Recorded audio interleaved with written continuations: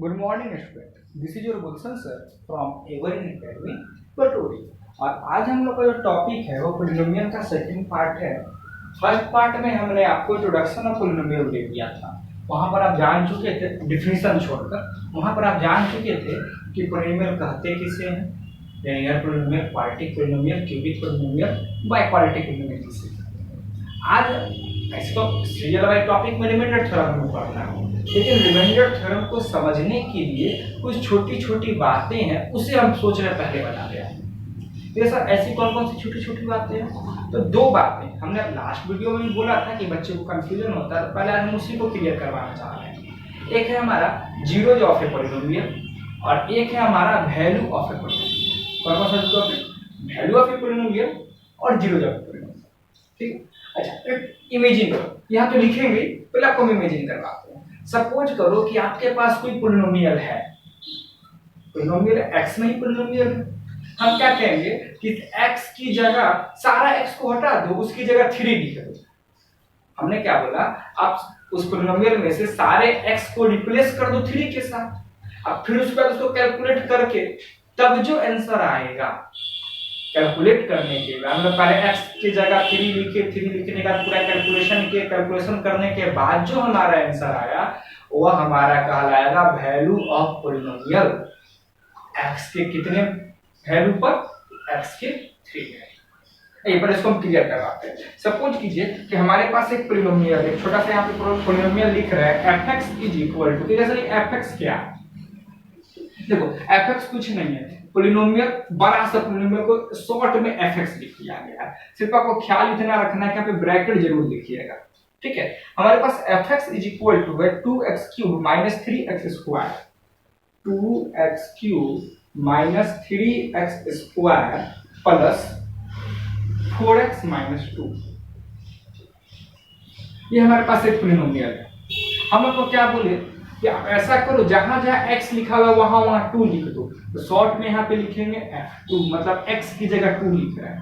तो 2 पहले से है इंटू 2 का क्यूब माइनस 3 इंटू 2 का स्क्वायर प्लस 4 इंटू 2 माइनस 2। पूरा लिख दिए ना। अच्छा, अब इसको हम लोग सॉल्व करते हैं। 2 का क्यूब 8, 8 2 जा 16, 2 स्क्वायर 4, 4 3 जा 12 प्लस 4 2 जा 8 माइनस। सर ये तो बचपन में जो बोर्ड मार्क्स पढ़े थे कुछ वैसा लग रहा है। तो हाँ, इस स्टेप के बाद ये आपका बोर्ड मार्क्स जैसा ही हो जाएगा। देखिए तो 16 प्लस 8 मतलब कितना हो जाएगा? 24 माइनस 14 इज इक्वल टू 8। फिर से बोलते हैं, जो बात समझाना चाह रहे हैं वही बात समझिएगा, नहीं तो कंफ्यूजन क्रिएट हो जाएगा।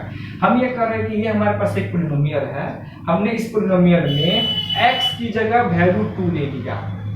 जहां जहां हमें x दिखाई पड़ रहा था हर जगह 2 लिख दिया। जब हर जगह 2 लिख दिए तो पूरा कैलकुलेट करने पर हमारे पास 10 आया। कैसे?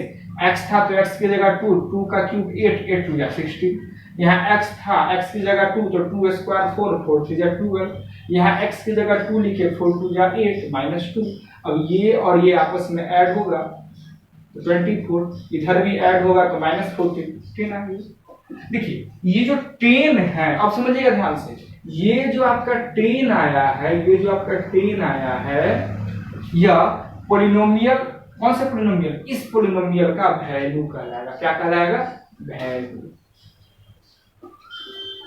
फिर से बोलते हैं, ये जो आपका 10 आया है वह इस पोलिनोमियल का क्या कहा जाएगा? वैल्यू कहा जाएगा। तो यार सर तब तो पंगा हो गया। हमने क्या सर, ये जो आप वैल्यू जिसे कह रहे हैं वह वैल्यू x पर डिपेंड कर रहा है। हमने कहा कुछ समझ नहीं पा रहे तुम क्या कहना चाह रहे हो। तो आपको सर देखिए, आपने 2 लिया तो ये 2 का क्यूब बन के 8 बना था, तब ये 16 हुआ था। अगर हम 3 लेते, तो ये 3 का क्यूब 27 बनता, 27 2 जा 54 बनता, तब तो ये आंसर चेंज हो जाता ना। बोलेंगे हाँ बिल्कुल चेंज हो जाता। हम क्या बोलेंगे?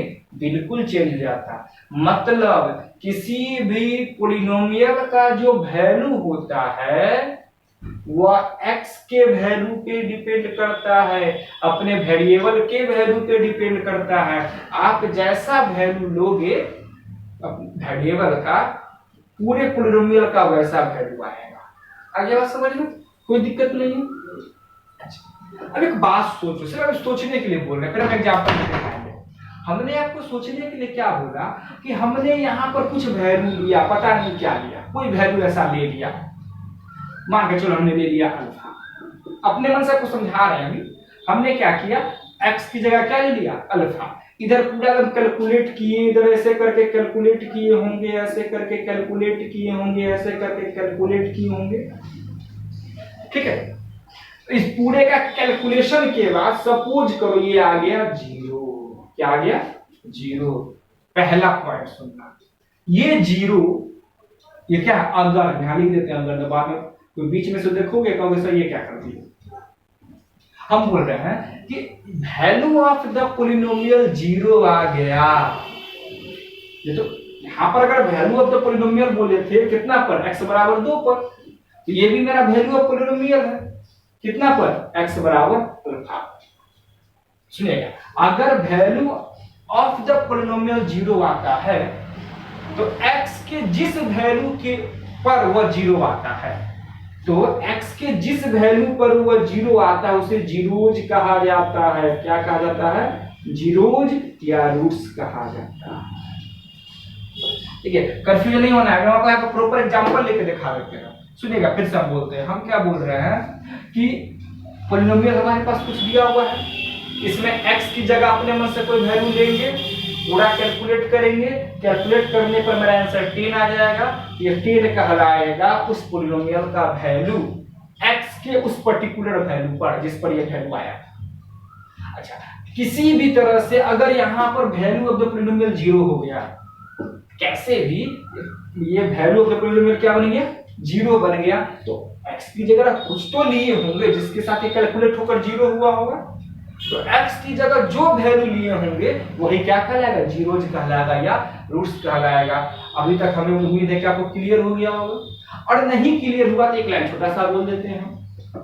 किसी भी पॉलिनोमियल का जो जीरोज होता है, फिर सुनिएगा ध्यान से, किसी भी पॉलिनोमियल का जो जीरोज होता है वह x का वैसा वैल्यू होता है जिसके लिए पूरे पॉलिनोमियल 0 हो जाए, या फिर किसी भी पॉलिनोमियल का जो जीरोज होता है वह x का वैसा वैल्यू होता है जिसके लिए वैल्यू ऑफ द पॉलिनोमियल 0 हो जाए। मतलब वैल्यू ऑफ द पॉलिनोमियल को 0 बनाने वाला, वैल्यू ऑफ द पॉलिनोमियल को 0 बनाने वाला जीरोज कहलाता है। वैल्यू ऑफ द पॉलिनोमियल को जीरोज बनाने वाला क्या कहलाता है, जीरोज कहलाता है। कहेगा सर ऐसा कीजिए, आप कुछ एग्जांपल में बताइए। हम आइए आपको एक एग्जांपल लेते हैं, एकदम इजी सा एग्जांपल लेते हैं लीनियर पॉलिनोमियल का। क्या ले लेते हैं, x + 5, एकदम इजी एग्जांपल लिए। क्या लिए, fx = x + 5। अब हमें इसका वैल्यू निकालना है, बहुत सारा वैल्यू हो सकता है। हम क्या करते हैं, x की जगह 1 ले लेते हैं, ये 1 + 5 = 6। अगर आप कहोगे नो सर आप x की जगह -1 लो, ले सकते हैं, प्लस माइनस कुछ भी ले सकते हैं, खाली रियल नंबर लीजिएगा। तो -1 + 5 = 4। तो सर हम बोले थे ना कि जो वैल्यू ऑफ द पॉलिनोमियल होता है वो x पे डिपेंड करता है। देखिए x का वैल्यू 1 लिए तो वैल्यू 6, x का वैल्यू -1 लिए तो वैल्यू 4। आप जैसे जैसे x का वैल्यू चेंज करते जा रहे हो पूरे value of the polynomial change हो रहा है। वैल्यू ऑफ द पॉलिनोमियल क्या हो रहा है, चेंज हो रहा है। ठीक है, ऐसा ही आप करते करते क्या किए, आप x का वैल्यू 2 लिए, तो ये आपका क्या बन जाएगा, 2 + 5 = 7। x चेंज किए तो वैल्यू चेंज हुआ ना। ऐसे करते करते करते आप क्या किए, x का वैल्यू -5 लिए, कोई भी ले सकते हैं। तो यहाँ पर क्या होगा, -5 + 5 = 0।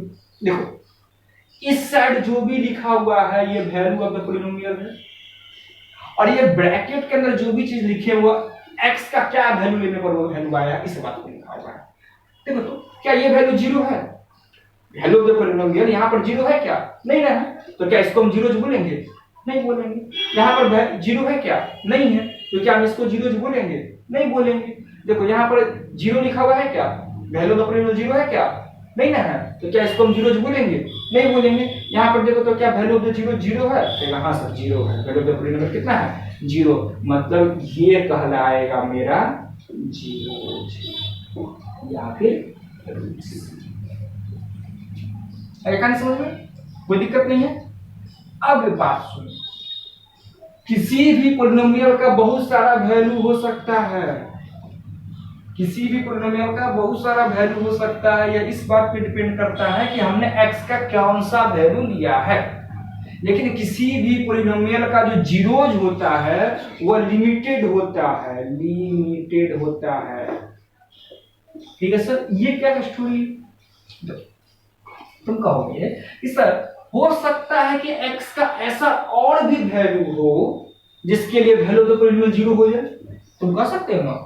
हाँ हो सकता है। तो सर कितना वो ऐसा वैल्यू होगा, हम कब तक इसको खोजते रहेंगे? इसका आपको छोटा सा बात बताते हैं। देखो तो ये लीनियर पॉलिनोमियल है ना, कैसा पॉलिनोमियल? Linear polynomial. इसके पास x का मात्र एक ही कोई वैसा वैल्यू होगा जो इसका वैल्यू को जीरो कर देगा। अगर ये क्वाड्रेटिक पॉलिनोमियल होता तो x का दो ऐसा वैल्यू होता जिसके लिए इस पूरे पॉलिनोमियल का वैल्यू जीरो हो जाता। अगर ये क्यूबिक पॉलिनोमियल होता तो x का तीन ऐसा वैल्यू होता जिसके लिए इस पॉलिनोमियल का वैल्यू क्या बन जाता? जीरो बन जाता। मतलब यह हुआ कि पॉलिनोमियल का जो हाईएस्ट पावर होता है ये भी हमें बता देता है कि उस पॉलिनोमियल के पास टोटल कितने जीरोज या रूट्स होंगे। मतलब लिनियर पॉलिनोमियल के पास हमेशा जीरोज की संख्या कितनी होगी? एक होगी। जीरोज कहते किसे हैं? तो x का वैसा वैल्यू जिसके लिए पूरे पॉलिनोमियल का वैल्यू जीरो हो जाता है उसे ही तो जीरोज कहते हैं। तो लिनियर पॉलिनोमियल में x का वैसा क्या वैल्यू मिलेगा? एक वैल्यू मिलेगा। क्वाड्रेटिक पॉलिनोमियल में x का वैसा क्या वैल्यू मिलेगा? दो वैल्यू मिलेगा। क्यूबिक में x का वैसा तीन वैल्यू मिलेगा। आपका क्लास 10th तक फाइंड आउट जो करना क्वाड्रेटिक का करना। क्यूबिक में कुछ तरीका लगाते हैं, वो तरीका आपको क्लास 9th में फैक्टर थ्योरम में पढ़ाएंगे और क्लास 10th में भी पूछा जाता है। कभी कभी उसी के हिसाब से क्वाड्रेटिक पूछ लेता है। आएगा समझ में? तो हमें यह उम्मीद है कि आपको quadratic values of the polynomial में कोई कंफ्यूजन नहीं होगा, जीरोज ऑफ द पॉलिनोमियल में कोई कंफ्यूजन नहीं होगा। अब जो हम लोग नेक्स्ट टॉपिक पढ़ने जाएंगे वो हमारा नेक्स्ट टॉपिक होगा रिमाइंडर थ्योरम। बस अब दो ही टॉपिक यहाँ पर बचा है, एक का नाम रिमाइंडर थ्योरम और एक का नाम क्या है? Factor theorem. पढ़ेंगे तो पढ़ेंगे, लेकिन नाम में लगा हुआ है थ्योरम। कई बार आपको क्लास में बताया अगर नाम में थ्योरम लगा हुआ है मतलब इसका प्रूफ है, इसका प्रूफ है। प्रूफ बाद में सिखाएंगे, पहले क्वेश्चन बनाना सिखाएंगे। ठीक है? देखो एक रफली बोल देते हैं रिमाइंडर थ्योरम क्या करता है। ध्यान सुनना, रिमाइंडर ये सब कुछ सुना सुना लग रहा है। डिवाइड में पढ़ते थे, डिवीजन होता है, कोसेंट होता है, डिविडेंड होता है, नीचे में रिमाइंडर होता है। ठीक है? तो अभी क्या किया जाएगा? एक पॉलिनोमियल को दूसरे पॉलिनोमियल से भाग किया जाएगा। एक पॉलिनोमियल को दूसरे पॉलिनोमियल से भाग किया जाएगा। एकदम सही सोच रहे जो आप क्लास 8 में बहुत गलती करते थे करने में। ठीक है? उसके बाद क्या किया जाएगा? उसका रिमाइंडर क्या आएगा ये आपको बताना है बस। रिमाइंडर थ्योरम में क्या होता है कि दो पॉलिनोमियल होगा, एक पॉलिनोमियल दूसरे पॉलिनोमियल को डिवाइड करेगा। डिवाइड करने के बाद जो आंसर आएगा एज ए रिमाइंडर वो हमें बात करना है। वो रिमाइंडर क्या होगा? अब कहेगा सर तो पंगा वाली बात हो गई, बिना डिवाइड किए कैसे बता सकते हैं? तो अभी क्या होगा, जो आपका डिवीजन होगा, ठीक है, मतलब जिससे भाग लगाया जाएगा वो आपका लीनियर पॉलिनोमियल होगा। डिविडेंड जो होगा वो कोई भी पॉलिनोमियल हो सकता है, क्वाड्रेटिक हो सकता है, क्यूबिक हो सकता है, बाय क्वाड्रेटिक हो सकता है, लेकिन जो भाग लगाएगा वो आपका कौन सा होगा? लीनियर पॉलिनोमियल होगा। ठीक है? तो खैर ये तो टॉपिक ही चेंज है। हम लोग नेक्स्ट क्लास में रिमाइंडर थ्योरम को करते हैं और उम्मीद करते हैं काफी ध्यान से रिमाइंडर थ्योरम आप पढ़िएगा। ठीक है? चलिए हम लोग मिलते हैं अपने नेक्स्ट डे वीडियो में। तब तक के लिए बाय बाय, टेक केयर। अच्छे से इस वीडियो को देख के समझ लीजिएगा। फिर भी अगर कोई प्रॉब्लम अराइज होता है तो आप हमारे पास उस प्रॉब्लम को भेज दीजिएगा।